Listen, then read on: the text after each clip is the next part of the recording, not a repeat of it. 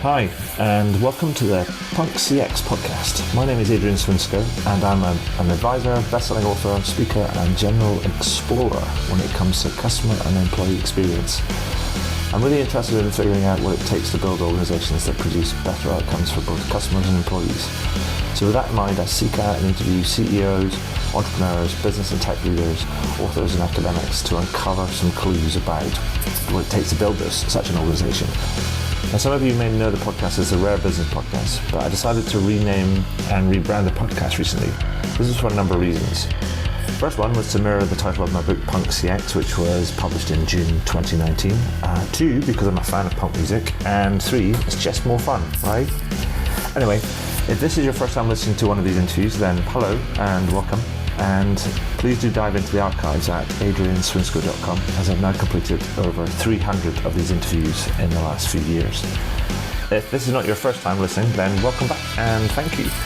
Anyway, that's enough for me right now. Let's get into the interview.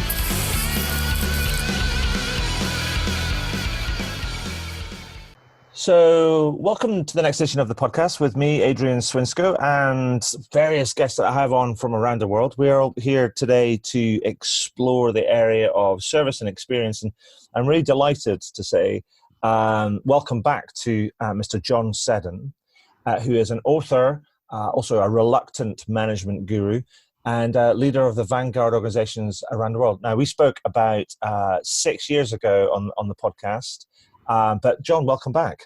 Thank you. Nice to talk to you again.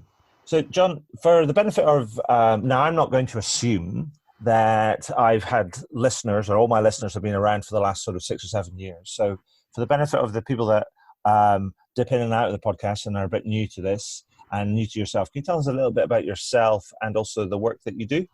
Okay.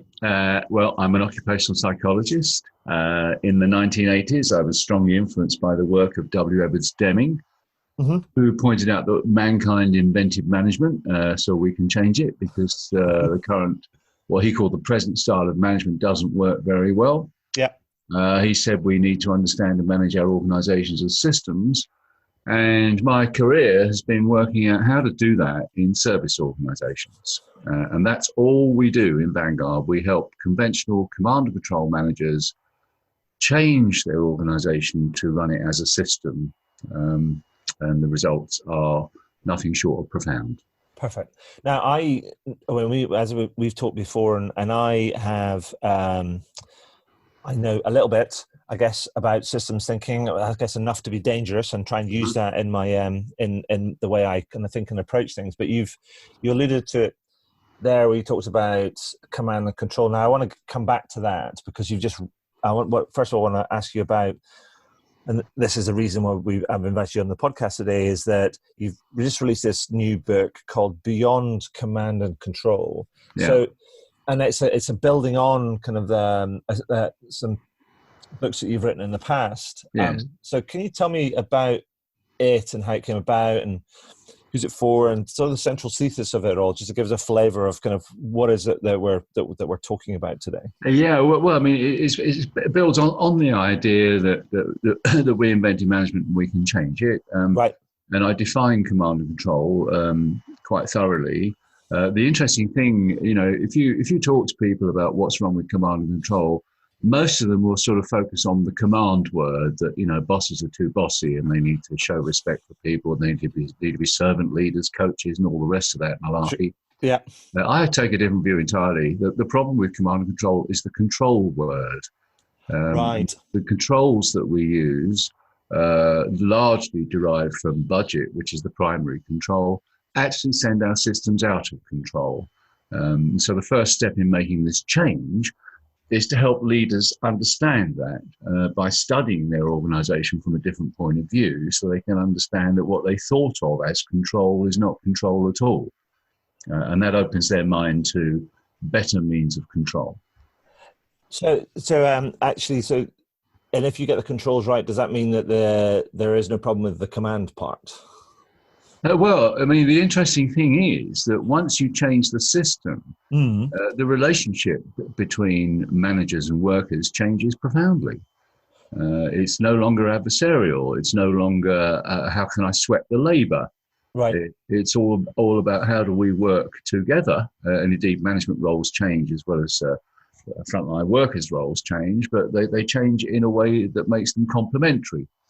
So I often say that culture change is free.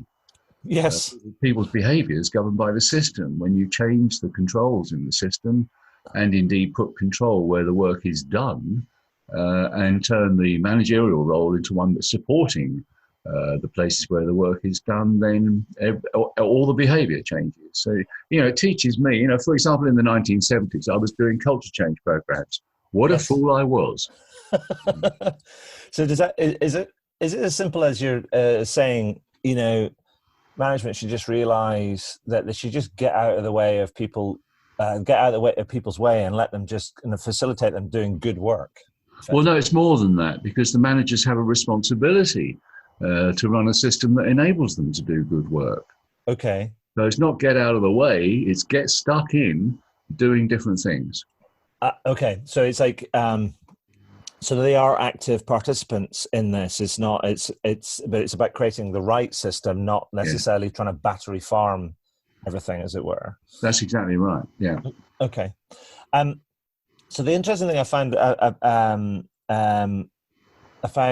about this, the whole thing, I mean, particularly this particular kind of like book, it is right at the very heart of it. You say that you're advocating like an outside-in approach. Yes. And, that's going to sound like music to the ears of many of my sort of podcast listeners, because, that is an approach that gets advocated by many people that are in the sort of experience or good service sort of space. Yet I always find that many people don't really get what that means, and they don't really sort of everything they listen, and then they condition everything else, everything they hear, with kind of how it's going to fit, as it were.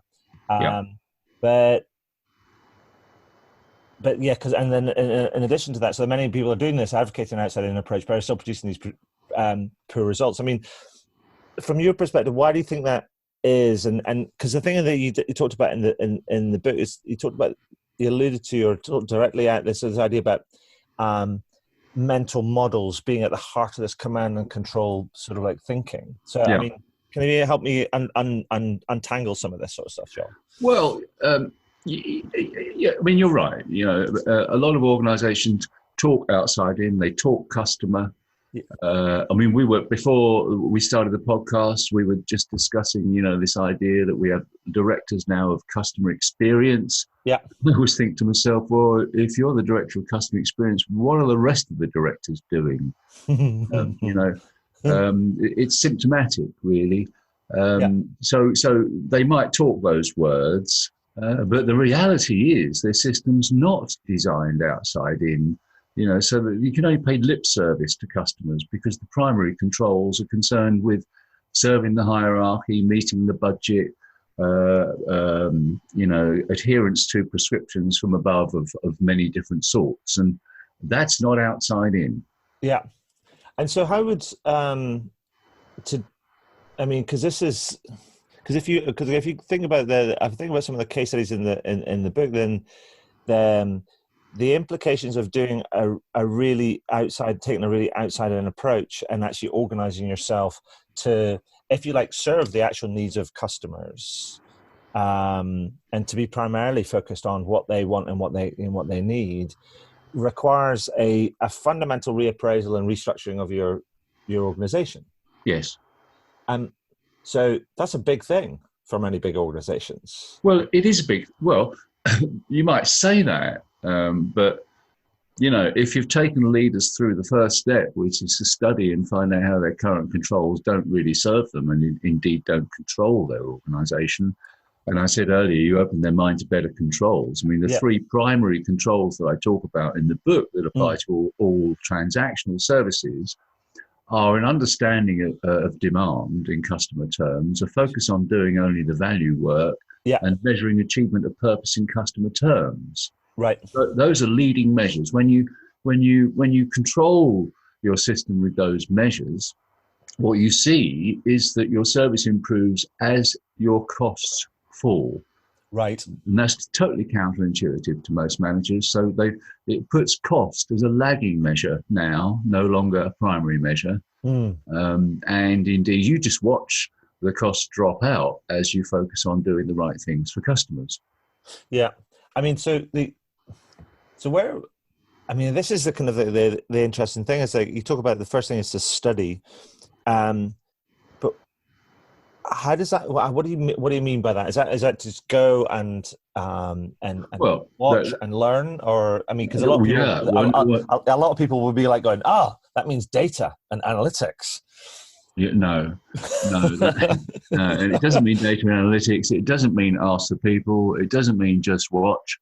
It means take a customer demand, follow it through your system. Right. Look at what it is, the nominal value of the customer that constitutes the value work, identify where and how you do that, and then address the question of, well, why do you do all this other frigging stuff? Right. And it's because of the way you designed it, because you've created specialized functions, you've created a front and back office, you're focusing people on things like activity times and standard times, and they're all worried about meeting those, which is not the same as actually meeting the need of the customer.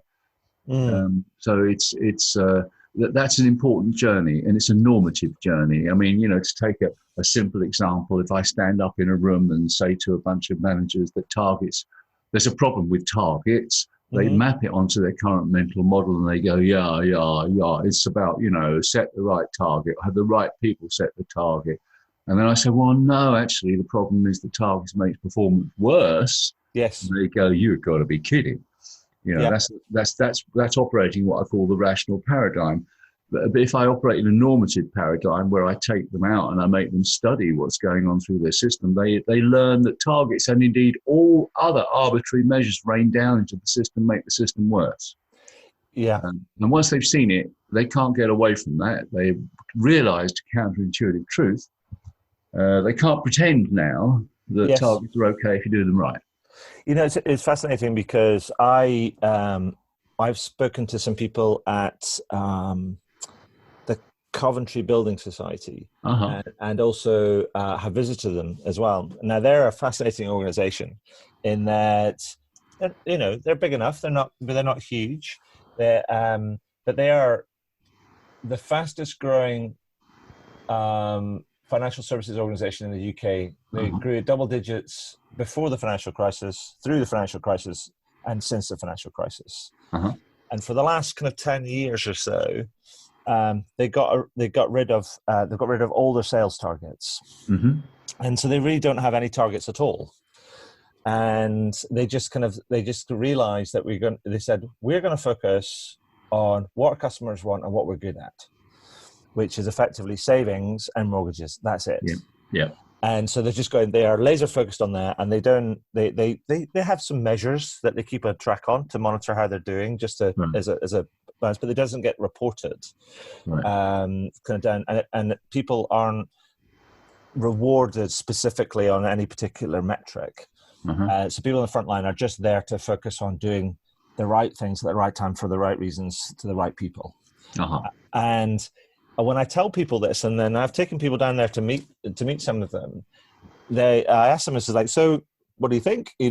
Could you see yourselves kind of abandoning all targets or whatever? I mean, they think when they visit, they think the place is marvelous, and that people are really interested in and enthused about their work, and they're enthralled to their performance and what they're doing and stuff. And then it just blows their minds.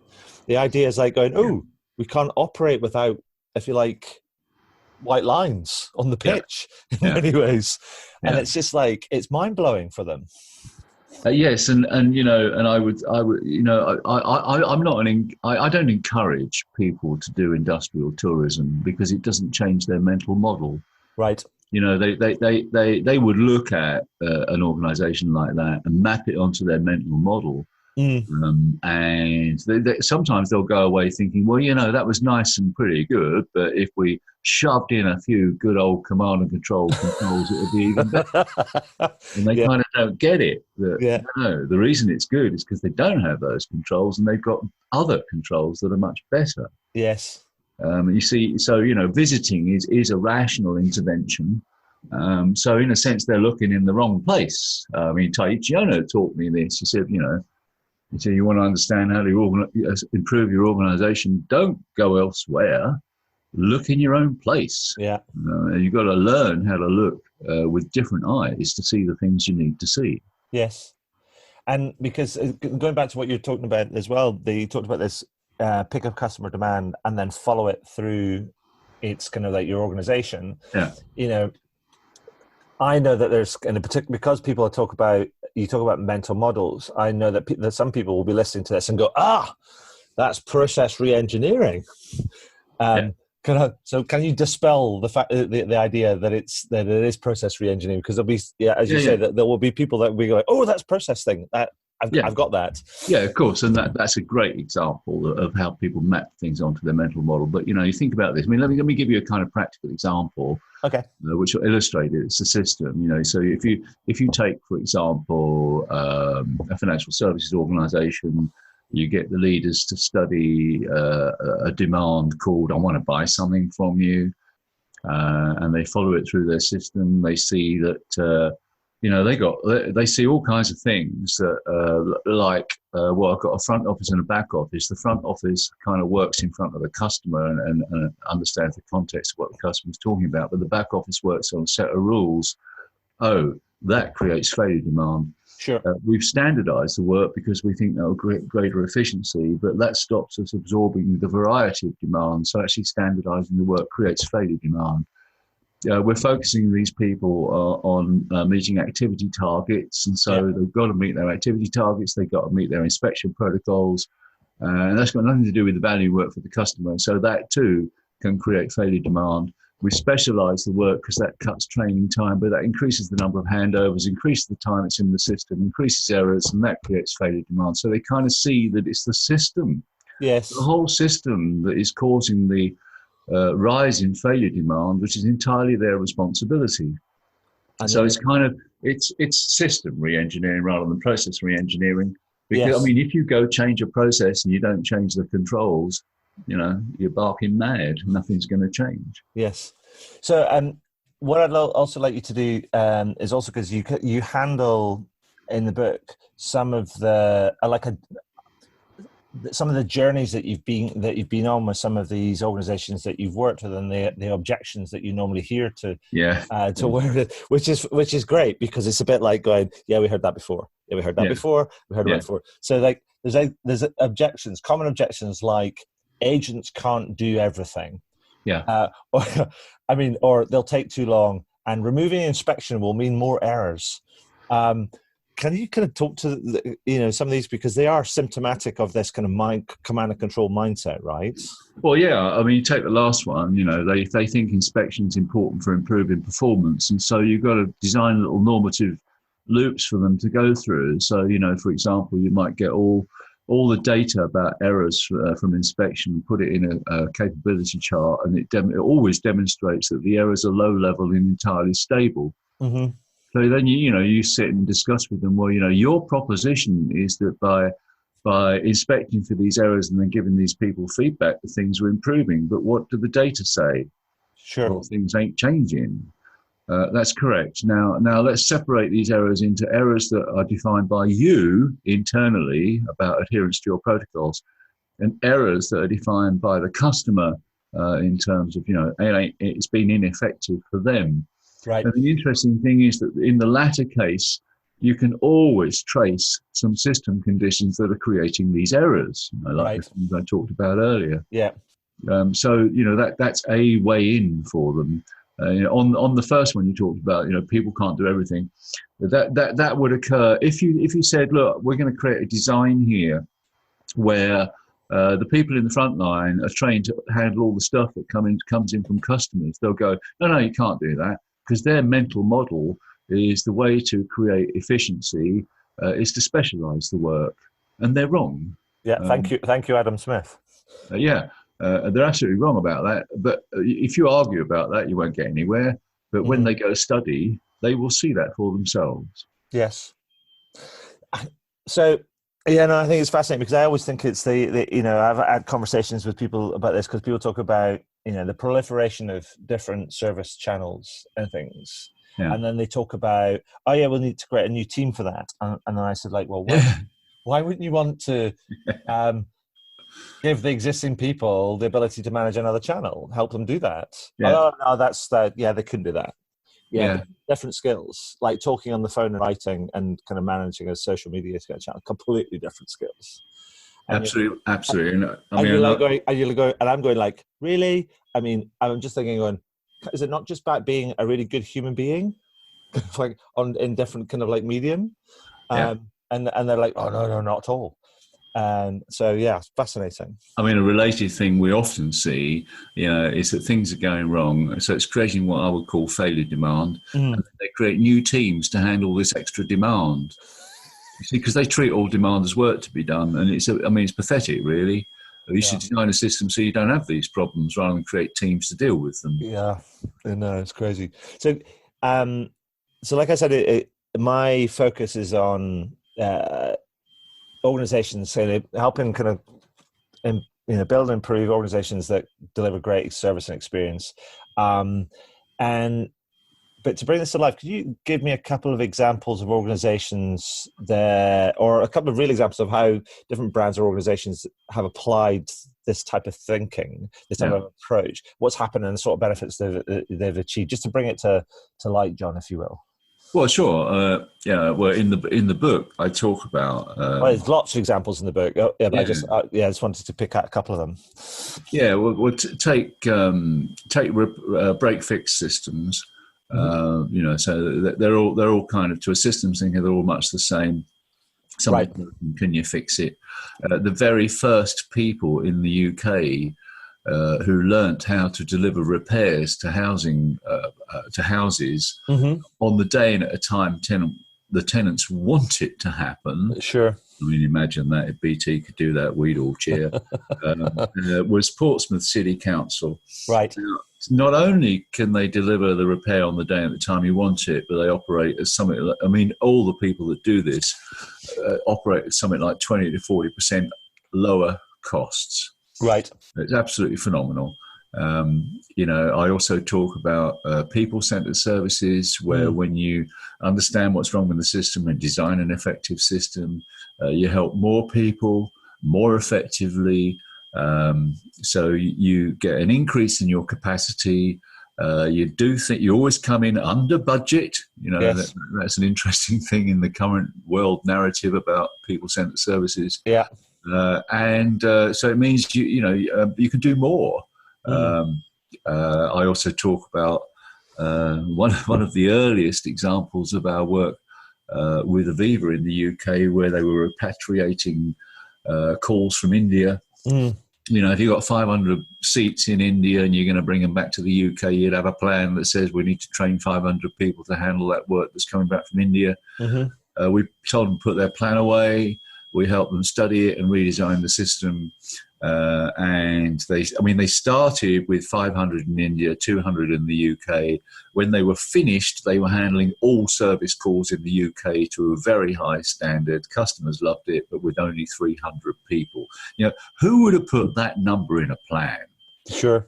So here's another counterintuitive thing, that this change requires no plan.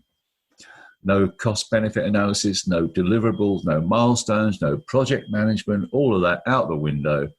Just study, get on with it, redesign it. Awesome. Yeah, but that almost like therein you've just almost described, or the heart of the challenge is it requires also a mindset change to unlearn that they kind of the way that we've done things, and actually kind of to look upon how we do things in a completely different way. Well, that's right, and that's part of the excitement about working with leaders, when you see them getting that, and you see them having very schizophrenic moments where they're looking at things differently, and they're thinking about how I used to look at this, how I used to act because of what I saw, how I now act because of what I'm seeing. So in terms of their mental model, they do truly cross a Rubicon. Yes. They can't go back. You Yes. cannot go back to designing front office, back office targets for activity, inspection, and all the conventional malarkey, because now you know it's totally flawed. Sure. So, John, I mean, thanks for that. I mean, hopefully that gives people a flavour of some of the ideas in the book. Uh-huh. I mean, is there anything that would like to? I mean, I'd like to ask you a couple of more kind of general questions, if I may. But is there anything you'd like to add about the book before we can? Well, yeah, one of the most important things I talk about in the book, I devote 4 chapters to it, is this wickedly egregious fad going around at the moment called Agile. Oh, I wondered when that one was going to come out. Well, I mean, fuck me, Adrian. You know, I say to people, if you're a leader of a big commercial organization, would you say, okay, we're going to bring a bunch of people off the street, we're going to tell them you can have complete freedom to redesign this organization, and all that we require of you is that you behave according to these new rituals and roles. Uh-huh. I mean, would you do that? And the amazing thing is they do. Yes. They must be fucking balmy. But you see, they believe the hype. The hype put out by the big consultancies. Everyone's doing it, so you should do it. If you don't do this, you're nuts. Well, I think you're nuts if you do it, and something's missing from your brain if you think that's going to change things. Then you couple that up, as I do in the book, with the current obsession with digital services. Yeah. And as I describe in the book, we've helped so many organizations get out of the mess. Because if you have these idiots in, they dream something up and they create a digital service, and then they get targets for driving more customers through the new digital channel. They're completely unaware of how that's driving more failure demand into the service centers. Sure. They're completely unaware of the fact that they've designed something that from their point of view looks cool, but from the customer's point of view is pants. Yeah. And this, but having said that, so you make the mistake of using computers for things that people are good at. What the agile freaks don't understand is that computers work on rules. Yes. And so if in a service organization you've got demands that are simple, repeatable and predictable, then you might be able to use rules. But if you've got a demand that shows high variety and context, and you stick that into a system that works on rules, you're fucked. Yeah, simple, really. Yeah. It is that sort of it is the simple system and kind of versus variety. That's right. I mean, it's like you smash those two things together, you are going to have it's going to be a train wreck.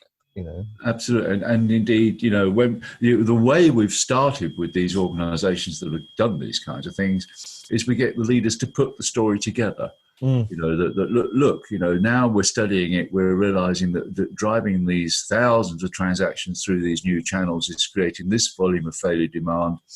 We were going for digital because we wanted lower transaction costs. What we're understanding now is our total costs are rising. Think we better do something about it, because not only are the costs rising, the customers are getting pissed off. Yes. Yeah, fair enough. So, so John, it's like, what are the? If I think forward, I think about so agile. A lot of agile dominates the conversation. As does kind of like the way the command and control way of doing things. What is the prospect for service and experience? Let's forget sort of experience, because experience it belongs to other people, and service is what we do, and how other people experience it is, is sort of up to them, really. And we can do our best in that, and that's all we can do, I guess.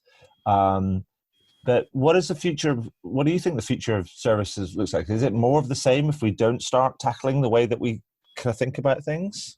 Well, I think what the successful service organisations are those who effectively allow their customers to pull them away from the competition. Right. So if your primary controls are around understanding customer demand, focus on the value work for them, and measure achievement of purpose in their terms, you're designing a system that effectively enables a customer to pull the value they want from it. Right. And the better you are at doing that, the more you're going to secure a competitive position. Because frankly, most service organisations don't do that. No, they don't. So, I mean, so if I was to ask you, I mean, because I think this is we kind of tackle some sort of some big things, but you know, you're an educator, have worked in education, you know, for the longest kind of time, and I've got a background in education, but so you know as well as I do, sometimes people just want things boiled down to the smallest things. So like, just tell me what to do now, or to do one thing to get me started. Yeah, that's fair enough. What would be your best advice to somebody listening to this? Like, so they really want to improve the service or the experience that their customers have. Yeah, no, I get that, and I think that's really important. I used to argue with people who thought, you know, taking a systems view would take a lifetime. I'd say, well, that won't work. You know, people want to know what to do on Monday. Yes, exactly. And that's absolutely right. You know, so, you know, if there are listeners out there who work in transactional services, and most services are transactional, and by that I mean they start with customer demand, then just take a day off, get yourself down the front end, and study demand. You know, you've got to work on understanding it from the customer's point of view. So you need to create a customer typology of demand, not an organizational typology of what you do with customer demands. You need the customer's typology. And the first cut that you're going to make is how many of these from the customer's point of view are value demands, this is what we're here to serve, and how many are failure demands. That's caused by a failure to do something or do something right for the customer. You're right. Okay, and if you've got a conventional command and control service organization, you'll have a potload of failure demand. Yeah. And then you kind of stop and think, well, crikey, you know, if, say, we got 60% failure demand on the front end of this system, if we could envisage designing a system that got rid of it, what would you do with the resulting increase in capacity? Sure. So, you know, that is a simple way to get them started. Perfect. I mean, that's great. I mean, it's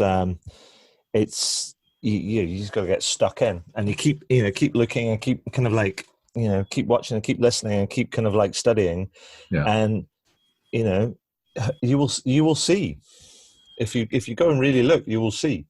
Although you know, going back to what we were saying earlier, I know stories like this, quite a lot of stories like this, you know, where someone had the energy to go and look and see and study, and then they trot into their boss's office and they say, hey, boss, you know, here's a big issue. We got, you know, say 45% failure demand on the front end of our service here.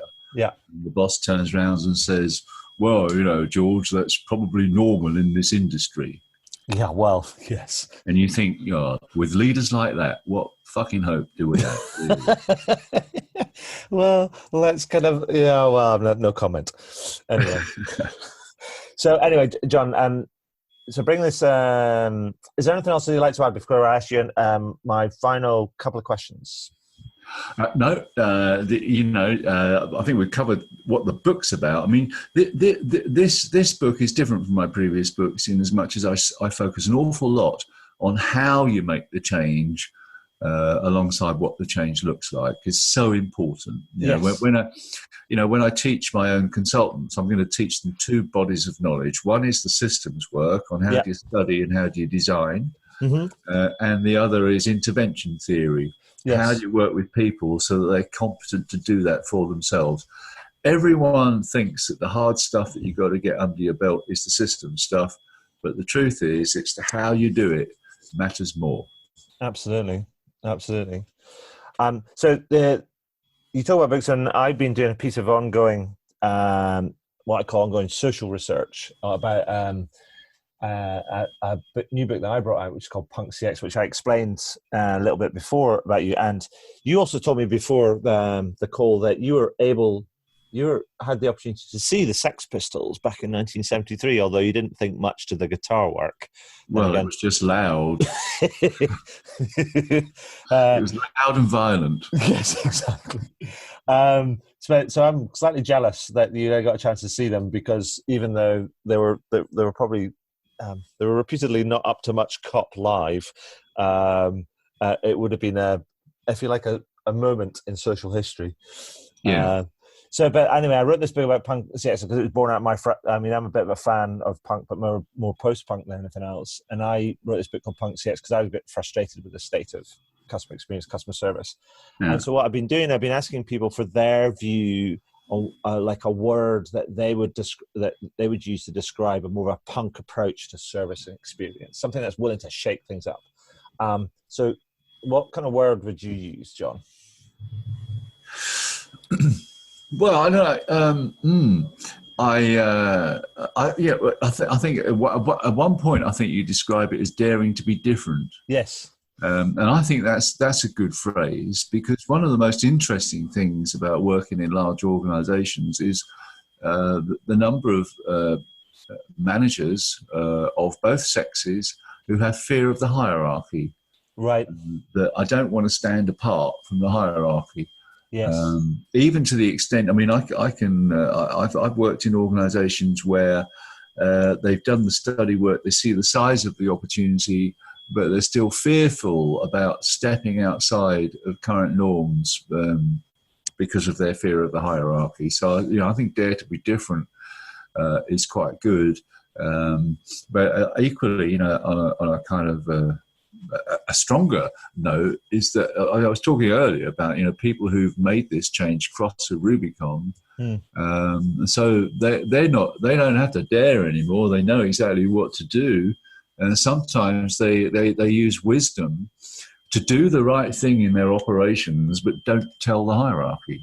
Right. So like, just get started. Just do it, yeah, because the numbers will work out fine. Yes. They always do. So, you don't have to, if you see, you're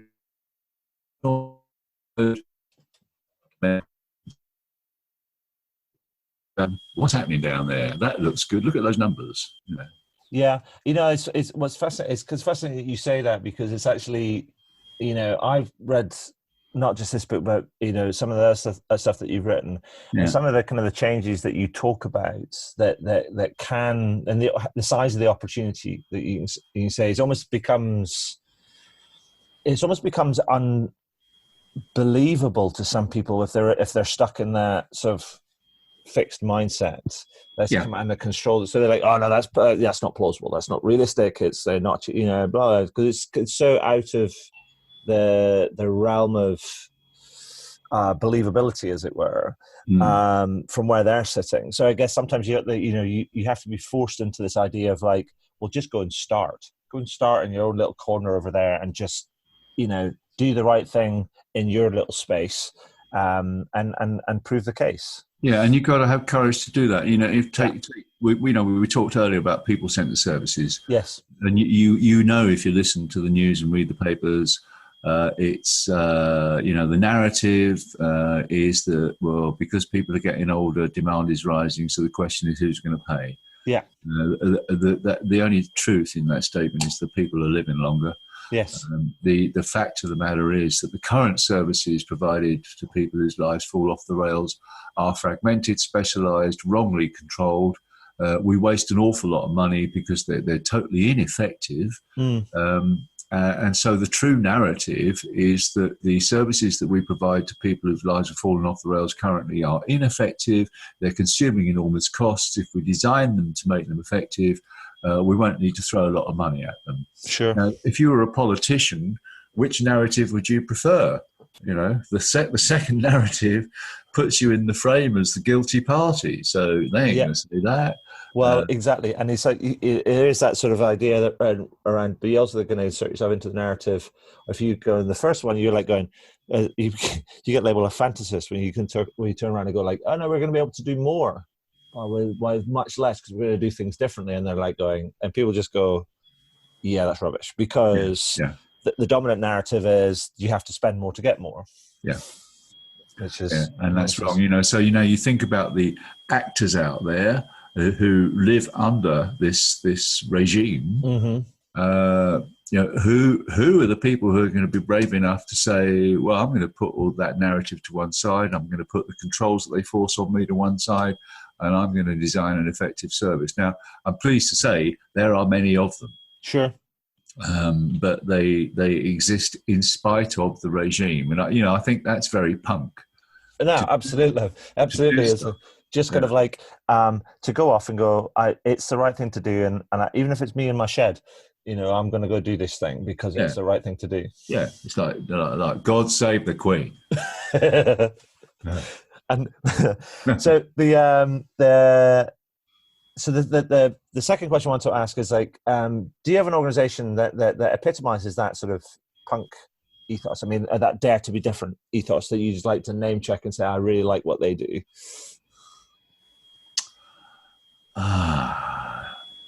Yeah. I think probably my which is my favorite. Have two then. Have two.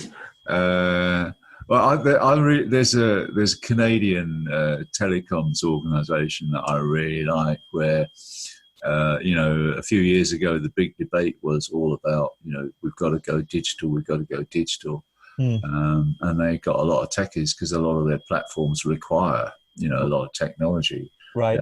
And the nature of those things. And the technologists got involved. I mean, the chief executive kind of won the argument about, no, we're going to focus on customers. We'll worry about technology last, which is what I talk about in the book. You do IT last. Yes. And all the techies got involved in the study and redesign. And that enabled them to do IT last, which meant all the IT they did was used and effective, and it's much lower cost. But the beautiful thing about it is that having done that, the techies think it's quite normal to go spend time on the front line, because not only can they do that work, but also they're kind of checking out whether they can do more with the technology to make it easier, better for customers, better for the people who serve the customers. I think that's a great example. What's the name of the telco? It's called Tech Savvy. Oh, okay. It's based in Ontario, okay, in Canada. Another outstanding example in people-centered services is the way in which Gwynedd Council in North Wales have completely turned commissioning on its head. Commissioning was brought in by government. Based on the idea that if we have a market, we'll get lower cost provision. That's absolute bollocks. Because if you're going to go to the market for provision, then you need to specify what the provision is. Therefore, the service is standardised, and therefore it doesn't match the variety of demand, and therefore your costs actually go up. But you can sit there as a commissioner ticking your boxes without realising just what damage you're causing. Well, the people in Gwynedd studied it all, understood it. I mean, this is led by someone who began life as an accountant. Right. And what they're now doing is working with service providers on a model of let's make sure we meet every demand by understanding the customer's nominal value. So there's nothing standardized about it. There are no rules on what you can and can't do. There are no specializations and budgets telling you what you can do and what you can't provide. So they help more people more effectively. They've got greater capacity, and the cost of helping people goes down. It's just a beaut. Fantastic. That's awesome. So, John, thank you for that. So, quick word on you and the book. If anyone wants to find out more about you and the work that you do, they should go to my website is vanguard-method.com. If you miss out the hyphen, then you go to the financial services firm Vanguard, which of course is American and nothing to do with us. Okay, so vanguard-method.com. And if they want to grab check out the book, where's the best place to go? Well, the best place to get it is from the homepage on vanguard-method.com. Fantastic. And you can also buy it from Amazon, but they do take a large bit of the revenue. Let me put it that way. Yeah, no, I understand that. So I'll make sure that I get all that linked up when we get this written up. But John, I just wanted to say it's an absolute pleasure to talk to you again. It's been a long time, but I am really excited was excited to see the new book, and to hear that you're continuing the fight to help people kind of like learn to really see and do the right sort of things, which I think is brilliant. And so thank you for sharing your time and your... My pleasure. I've enjoyed it too. Perfect. I'll see you in 6 years then, maybe. Absolutely.